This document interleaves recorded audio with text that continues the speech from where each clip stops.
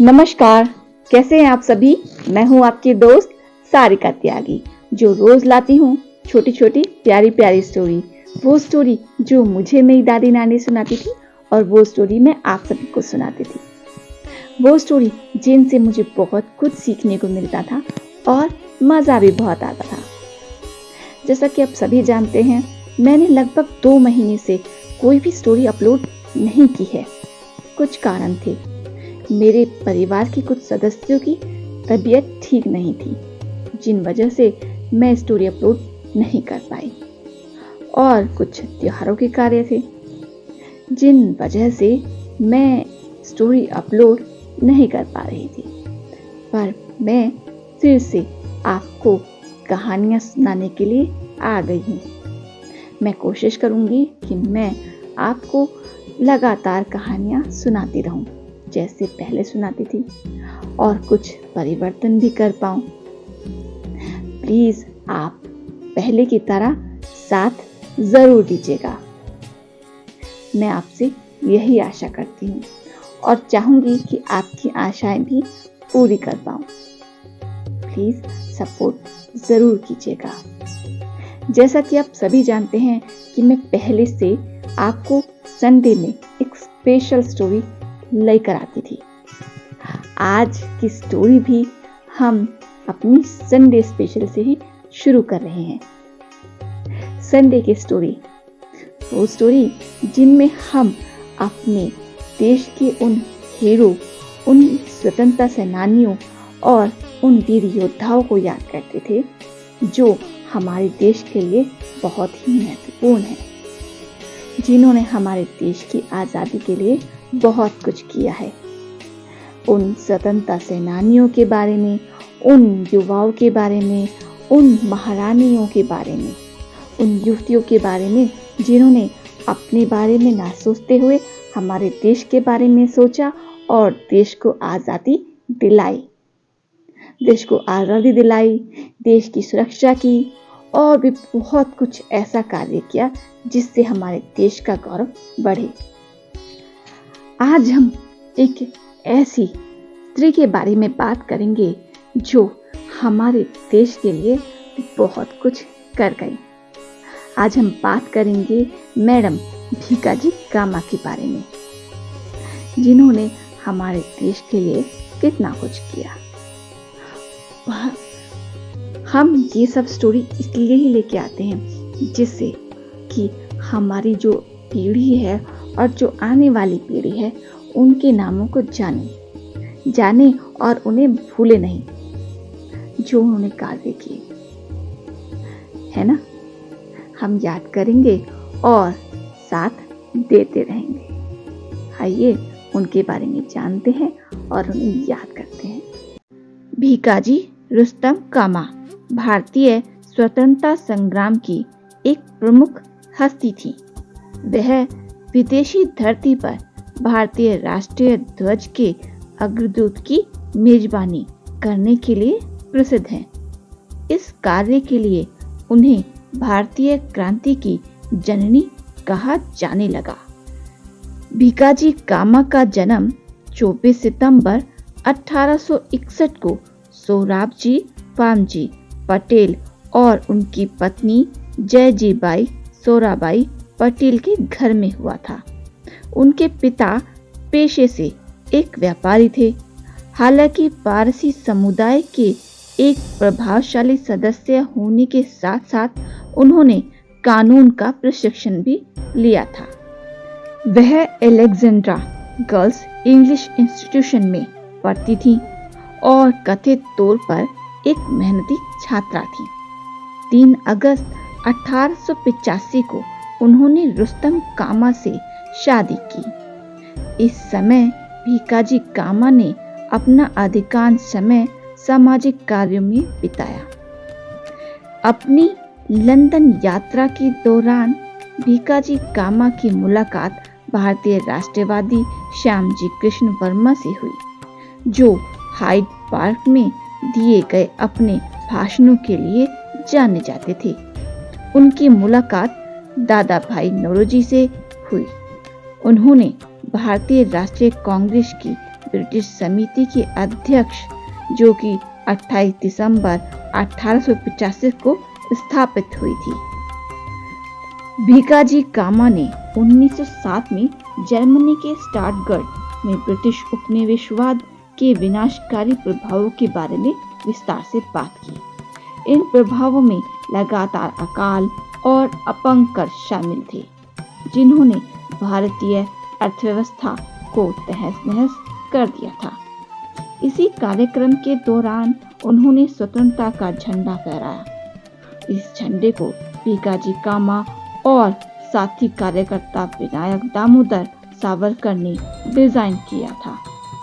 स्वतंत्रता का झंडा भारत के वर्तमान राष्ट्रीय ध्वज से परिवर्तित होगा।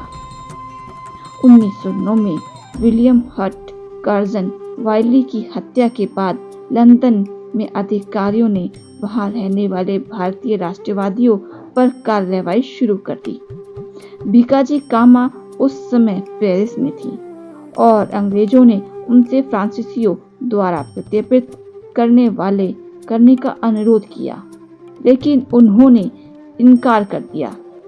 कथित तौर पर व्लादिमीर लेनिन ने उन्हें वर्षों बाद सोवियत संघ में रहने के लिए आमंत्रित किया, लेकिन उन्होंने मना कर दिया।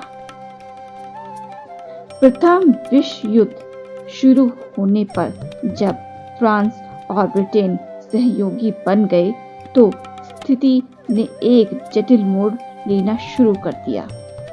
फ्रांसीसी ने इस नए गठबंधन को खराब करने वाली किसी भी चीज को रोकने की कोशिश करते हुए भारत के स्वतंत्रता सेनानियों की गतिविधियों को प्रतिबंधित कर दिया। कई लोगों ने फ्रांस छोड़ दिया, जबकि भिकाजी कामा वहीं रुकी गई।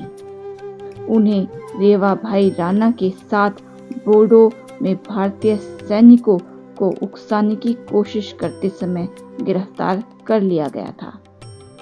राणा को कैरेबियन से निर्वासित कर दिया गया था, जबकि भिकाजी कामा को 1915 में दक्षिणी फ्रांस भेजा गया था। उनके खराब स्वास्थ्य के कारण उन्हें बोर्डो ने अपने निवास पर लौटने की अनुमति दे दी गई थी, बशर्ते कि वह स्थानीय पुलिस स्टेशन में साप्ताहिक आधार पर रिपोर्ट करें। भिकाजी कामा का यूरोप में निर्वासन 1935 तक जारी रहा। इस दौरान उन्हें एक स्ट्रोक के कारण लकवा मार गया था, जिसके कारण उन्होंने ब्रिटिश सरकार से घर लौटने की अनुमति देने के लिए याचिका दायर की। अंग्रेज इस शर्त पर सहमत हुए कि उन्होंने स्वतंत्रता संबंधी कोई भी गतिविधि नहीं करने का वादा किया था। भिकाजी नवंबर 1935 को सर काओजी जहांगीर के साथ बंबई पहुंचे, जिन्होंने उनकी ओर से याचिका दायर की थी। 74 वर्ष की आयु में 13 अगस्त 1936 को पारसी जनरल अस्पताल में भिकाजी कामा का निधन हो गया। भिकाजी कामा को भारतीय राष्ट्रीय ध्वज फहराने वाली पहली भारतीय होने का गौरव प्राप्त हुआ है। जिस ध्वज को मूल रूप से डिजाइन किया गया था, वह एक खाका होगा, जिस पर भारतीय राष्ट्रीय ध्वज के अन्य संस्करण आधारित होंगे। एक उत्साही स्वतंत्रता कार्यकर्ता होने के साथ साथ वह महिला अधिकारों और सार्वभौमिक मताधिकारों की भी समर्थक थी। जो झंडा उन्होंने स्टटगार्ट में फहराया था, उनसे अन्य स्वतंत्रता कार्यकर्ताओं द्वारा भारत में तस्करी कर लाया गया था। इसे पुणे की मराठा और केसरी लाइब्रेरी में प्रदर्शित किया गया है। जब भारत परतंत्रता को झेल रहा था, सामाजिक स्तर पर पिछड़ेपन और लड़कियों को अभिशाप माना जाता था। ऐसे समय में अपने अस्तित्व की चुनौती से लड़ते हुए स्वतंत्रता की लड़ाई में अपनी महती भूमिका निभाने की प्रबल इच्छा और देश की स्वतंत्रता को ही अपने जीवन का लक्ष्य बना लेने वाली दृढ़ विचारों वाली महिला भीकाजी कामा ने अब अगस्त 1907 को जर्मनी में आयोजित सभा में देश का झंडा फहराया था, जिसे उनके कुछ साथियों ने मिलकर तैयार किया था। यह झंडा आज के तिरंगे से काफी भिन्न है। भीकाजी ने स्वतंत्रता सेनानियों की आर्थिक मदद भी की थी और जब देश में प्लेग की बीमारी ने अपना प्रकोप दिखाया तो अपनी जान की परवाह किए बगैर उनकी भरपूर सेवा की। पीड़ितों की सेवा के दौरान वे खुद भी इस बीमारी की चपेट में आ गई थी, लेकिन इलाज के बाद वे ठीक भी हो गई। भीकाजी कामा ने अंतर्राष्ट्रीय सोशलिस्ट कांग्रेस में दिए अपने भाषण में कहा था कि भारत में ब्रिटिश शासन जारी रहना मानवता के नाम पर कलंक है। एक महान देश भारत के हितों को इससे भारी क्षति पहुंच रही है। सभा में मौजूद लोगों से उन्होंने भारत को दासता से मुक्ति दिलाने में सहयोग की अपील की थी और भारतवासियों को कहा था कि आगे बढ़ो, हम हिंदुस्तानी हैं और हिंदुस्तान भीकाजी कामा ने अंतर्राष्ट्रीय सोशलिस्ट कांग्रेस में दिए गए अपने भाषण में कहा था कि भारत में ब्रिटिश शासन जारी रहना मानवता के नाम पर कलंक है। एक महान देश भारत के हितों को इससे भारी क्षति पहुंच रही है। भारत में मौजूद लोगों से उन्होंने भारत को दासता से मुक्ति दिलाने में सहयोग की अपील की थी और भारतवासियों से कहा था कि आगे बढ़ो, हम हिंदुस्तानी हैं और हिंदुस्तान हिंदुस्तानियों का ही है। भीकाजी कामा का नाम आजादी की लड़ाई में अग्रणियों में एक से माना जाता है। आज भी उनका नाम इतिहास के पन्नों में स्वर्ण अक्षरों से सुसज्जित है।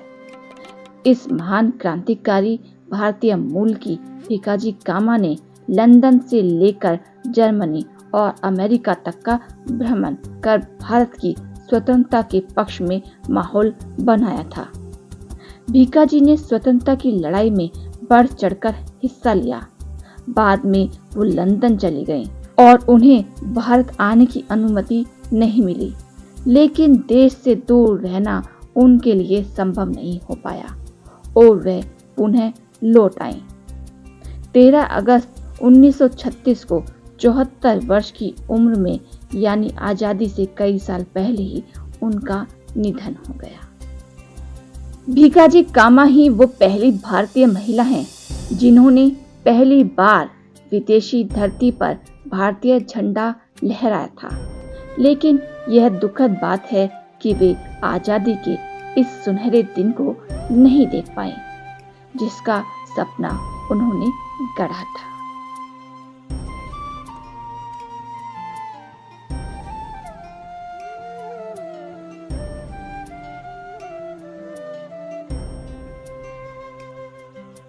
तो बताइए साथियों, कैसा रहा हमारा आज का ये सफर? आपने जाना हमारी मैडम भीकाजी कामा जी के बारे में, उनके सफर के बारे में। इसी तरह से हम आगे भी आपके लिए ऐसे ही प्रेरणादायक कहानियाँ लेकर आते रहेंगे। तो प्लीज़ आप हमारा सपोर्ट करते रहिए। हम भी आपको ये कहानियाँ सुनाते रहेंगे। मैं जानती हूँ इन कुछ समय में मैं बहुत पीछे चले गई हूँ, पर क्या करें, परिवार सबसे ज़्यादा ज़रूरी है। ये कार्य तो होते ही रहेंगे। तो फिर मिलेंगे ऐसे ही प्यारी प्यारी छोटी छोटी और प्रेरणादायक कहानियों को लेकर आते रहेंगे। प्लीज़ आप ये कहानियों को लाइक कीजिए प्लीज़, जिससे और लोगों के पास ये कहानियाँ पहुँच सके। और प्लीज़ इन कहानियों को शेयर भी कीजिए जिससे आगे की आने वाली पीढ़ी इनको जान सके। आपका थोड़ा सा सपोर्ट मुझे बहुत आगे पहुंचाएगा। धन्यवाद।